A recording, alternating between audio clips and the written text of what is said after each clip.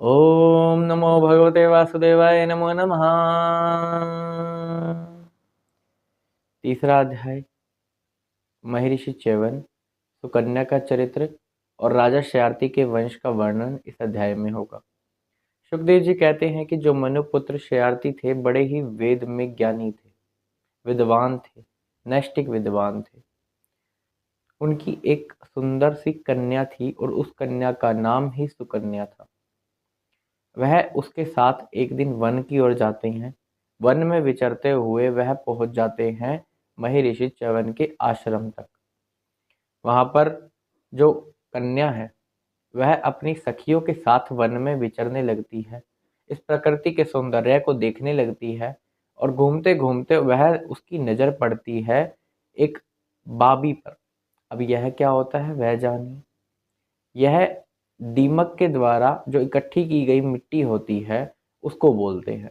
उनके छिद्र के अंदर उसमें जो छेद थे उसमें से वह देखती है कि दो ज्योति चमक रही हैं।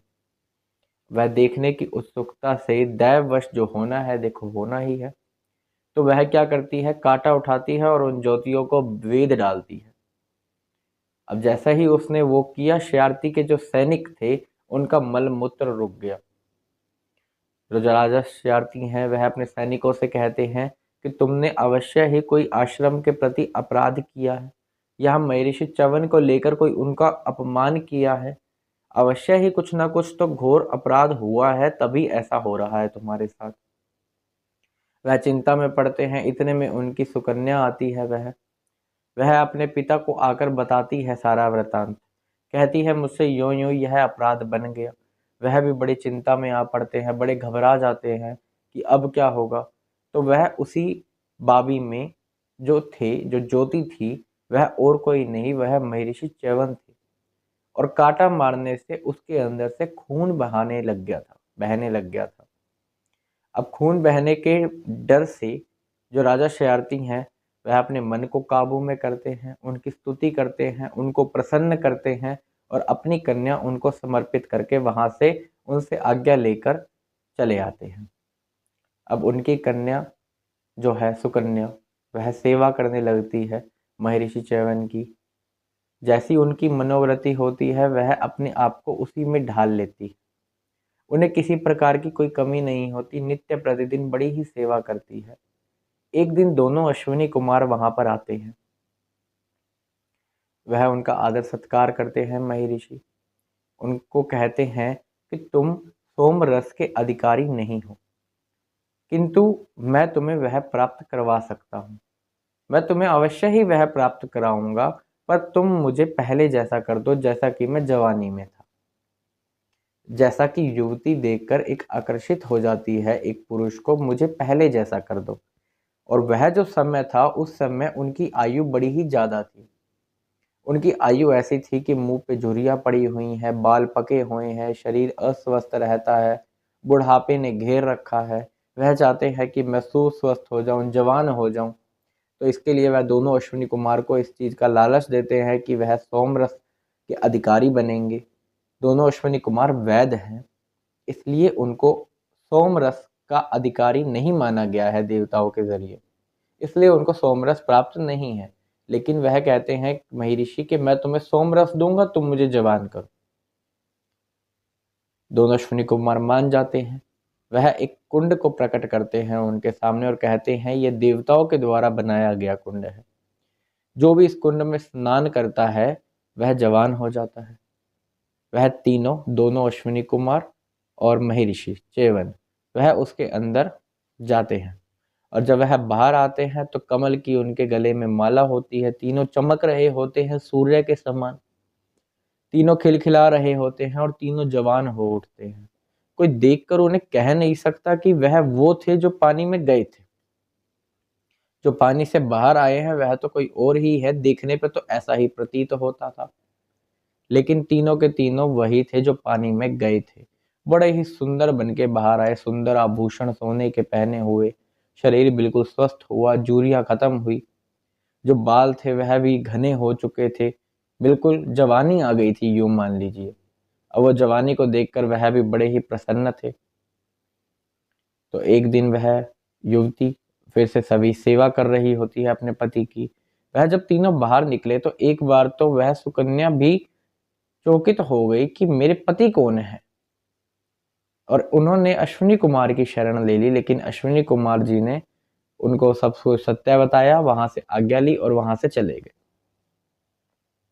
इसके बाद वह एक दिन सेवा कर रही होती है कि उसके पिता वहां पर आ जाते हैं और उसके पिता देखते हैं कि मेरी पुत्री किसी और के साथ बैठी हुई है, वो कि एक पुरुष, यह ये क्या कर रही है, और उसे जाकर खूब सुनाते हैं। कहते हैं तूने ये क्या किया, तूने अपनी बुद्धि फेर ली, तूने अपने पति को धोखा दिया और इस पुरुष के साथ रह रही है। जो तू कर रही है यह हमारे वंश को भी कलंक लगाने वाला है, और जो से तूने शादी करी है, जो तेरे पति हैं, उनके वंश को भी कलंक लगाने वाला है। तूने ऐसा घोर अपराध क्यों किया? तू तो बड़े ही उच्च कुल में उत्पन्न हुई है, तुम्हें ऐसा करना बिल्कुल भी शोभा नहीं देता। पता नहीं तुमने ऐसा क्यों किया, मुझे बताओ। सुकन्या हंसते हुए बोलती है कि पिताजी जरा ठहरिए, ऐसा कुछ नहीं हुआ है। जो यह आप पुरुष देख रहे हैं यह और कोई नहीं, यह महर्षि च्यवन ही है। फिर वह सारा का सारा वृतांत वह अपने पिता को बताती हैं और तब उन्हें संतुष्टि होती है। इसके बाद जो महर्षि च्यवन है वह यज्ञ करवाते हैं राजा शयारती द्वारा, ताकि वह भी अपना वचन पूर्ण कर सके जो उन्होंने अश्विनी कुमार को दिया था। राजा शयारती वेदों में बड़े ही विद्वान है ऊपर से, तो उनके द्वारा यज्ञ करवाया जाता है और सोम रस की प्राप्ति करवाई जाती है दोनों अश्विनी कुमार को। दोनों अश्विनी कुमार को जैसे ही सोम रस प्राप्त होता है यह देखकर इंद्र गुस्सा हो जाते हैं, क्योंकि इंद्र बड़ी ही जल्दी क्रोधित हो जाते हैं।